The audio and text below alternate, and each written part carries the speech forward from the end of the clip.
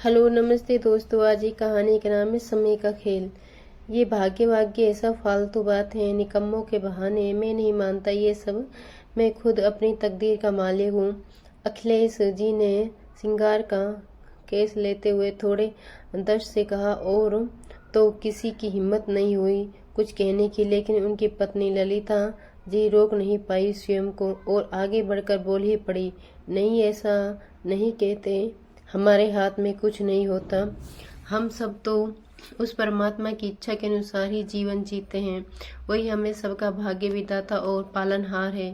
क्षण भर में ही समय पलट जाता है और जिस पर हमें आज अहंकार हो रहा है वो सब छिन जाता है। हम विवश हो जाते हैं तो भाग्य में है तो मिलेगा, यही सोच हाथ पर हाथ धरे बैठे रहो। कर्म ऐसे करो कि भाग्य विधाता भी विवश हो जाएं। भाग्य दौड़ता हुआ खुद तुम्हारे पास आ जाए। जैसे मैं करता हूँ, मेहनत करता हूँ, सांस थाम दंड भेद सारी नीतियाँ अपनाता हूँ, तभी तो इस मुकाम तक पहुंच पाया हूँ। तुम अपनी ये बकवास अपने पास रखो। तुम्हारा ये बेटा सिद्धार्थ भी तुम्हारी तरह सोचता है, इसलिए जिंदगी में अभी तक कुछ नहीं कर पाया। तभी महेंद्र जी आते हैं। आइए महेंद्र जी, अखिलेश जी ने उठते हुए कहा। बबलू आया है, वही युवाओं का दमदार नेता है। चलिए उसके साथ बैठकर वो कॉलेज के पास वाली जमीन पर मध्यशाल्य बनाने का प्रोजेक्ट तय करते हैं। सुना है ऑफिस के अधिकारी के साथ उसकी गाड़ी छनती है। अरे अखिलेश जी, आपका ये पुत्र भी तो उसी जमीन पर पुस्तकालय बनवाने की फाइल बढ़ा चुका है।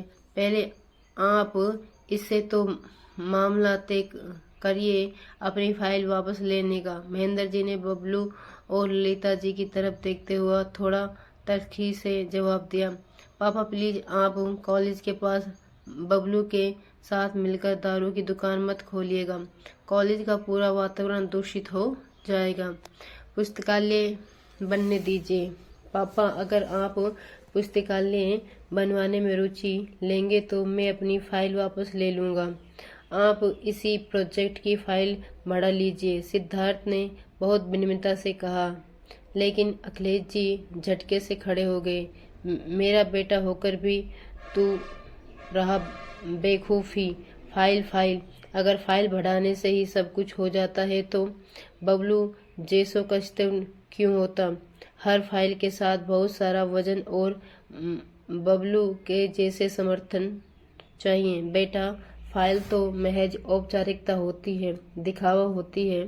तुम्हारी फाइल तो बस कचरे के डिब्बे में ही जाएगी, जैसे तुम्हारी पिछली फाइल शॉपिंग कॉम्प्लेक्स वाली।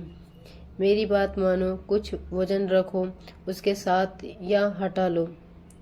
फाइल और पुस्तकालय जैसा बिना प्रॉफिट का प्रोजेक्ट पूरा होगा, ये भूल जाओ। B practicals. अखिलेश जी आवेश में आ गए। पापा लीजिए, पानी पी लीजिए प्लीज, आपकी तबीयत खराब हो जाएगी। तुरंत पानी का गिलास पापा को थमाते हुए सिद्धार्थ ने कहा। तुम। अखिलेश जी ने गिलास झटके कर दूर फेंक दिया। बस यही करो, तुम्हें मेरी समझाइश का कोई असर नहीं है।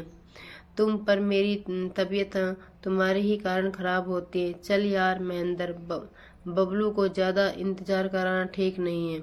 मेरे बेटे की तो मति भ्रष्ट हो चुकी है। अरे उसे ऊपर वाले को अपना भाग्य विधाता मानना छोड़, जिसने तुम्हें ये बुद्धि प्रदान कर दी है। अब तू अपना भाग्य खुद लिख ले। अपना भाग्य विधाता तू स्वयं है और कोई नहीं समझा। अपने पापा की समझाइश के भरोसे रहे, तभी तभी तेरा भाग्य उदित हो सकता है।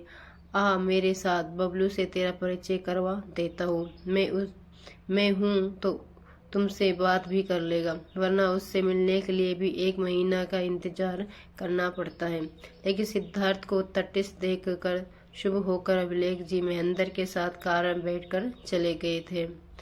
आंदोलित हो उठा था सिद्धार्थ पापा की हमेशा की ऐसी बातों से। कर्म करने से वे भी पीछे नहीं हटता, लेकिन कर्म का उद्देश्य सही रखता है, केवल व्यक्तिगत लाभ नहीं देखता। उचित साधनों का सहारा लेकर कर्मों को दिशा नहीं देना चाहता। कोई देख या ना देखे, इसका ईश्वर उसका अंतकरण तो देखता ही है। लेकिन पापा किसी भी तरह से अपने अभीष्ट को सिद्ध करना चाहते थे। माँ, मुझे नहीं बढ़ानी कोई फाइल। मुझे तो पापा की तबीयत खराब होने से डर लगता रहता है।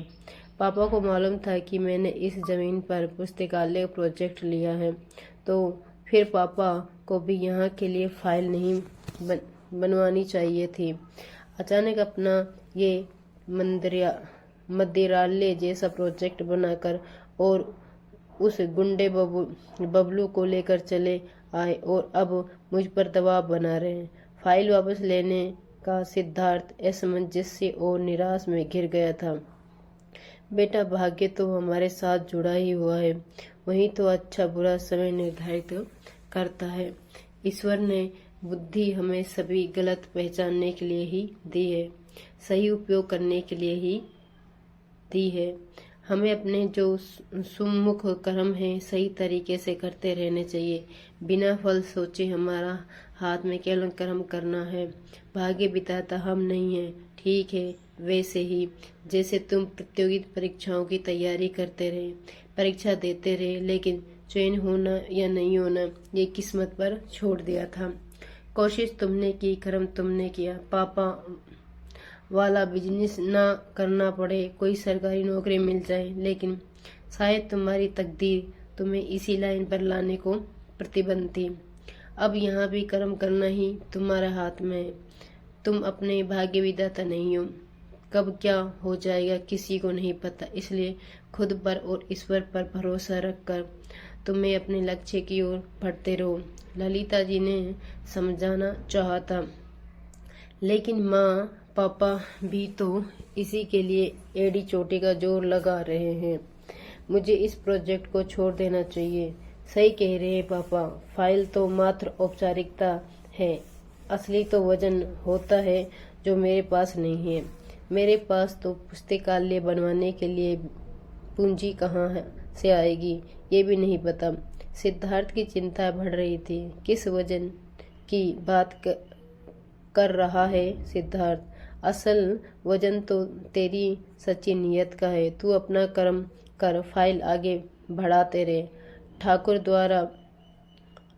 द्वार में रखी फाइल उठा ले, इस देते हुए माँ ने कहा। ठीक है माँ, कहकर सिद्धार्थ फाइल लेता है। अनमन भाव से उठा खड़ा हुआ था। ऑफिस गए और अधिकारी से मिलने अपनी फाइल जमा कर दी। 1 सप्ताह के बाद उन्होंने आने के लिए कहा।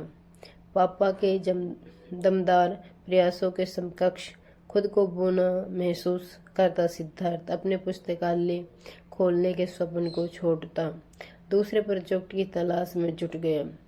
आज सुबह से पापा महेंद्र अंकल और बबलू के साथ ऑफिस चले गए।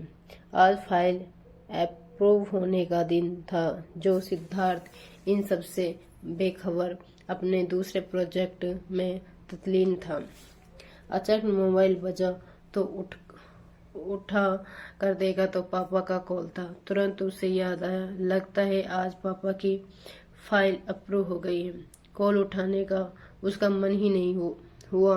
वो खुद अपना भाग्य लिख सकते हैं, मैं नहीं लिख सकता। ठीक कहते थे पापा, मैं निरा बेवकूफ हूँ। अव्यवहारिक एक आदर्शवादी संसार में जीता हूँ। काल्पनिक दुनिया बना रखी है मैंने। ठीक है, तुम्हें यही अच्छा लगता है, मेरा रास्ता यही है। जल्दी घर आ जा। कहाँ है तू सिद्धार्थ? माँ की घबराहट आवाज फोन पर सुनते ही सिद्धार्थ भी घबरा गया।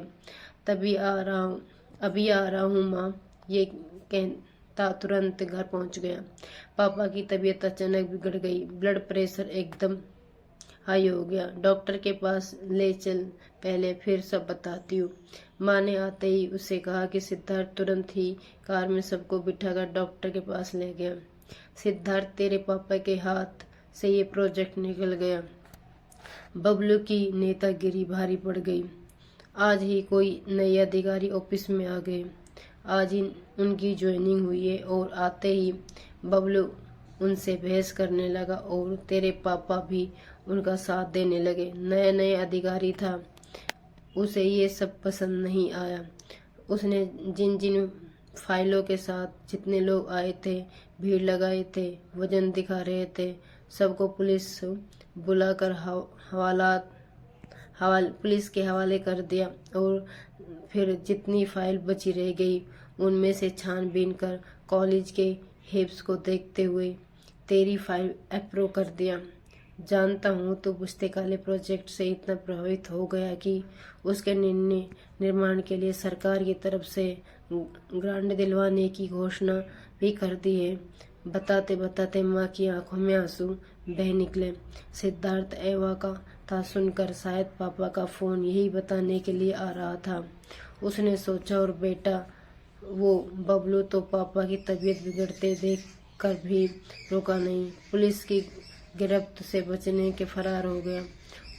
वो तो भला ही एक अजनबी का जिसने किसी तरह पापा को घर तक छोड़ा। पापा आप जल्दी से ठीक हो जाइए, मुझे नहीं बनाना कोई पुस्तकालय, मैं अपनी फाइल वापस ले लूँगा।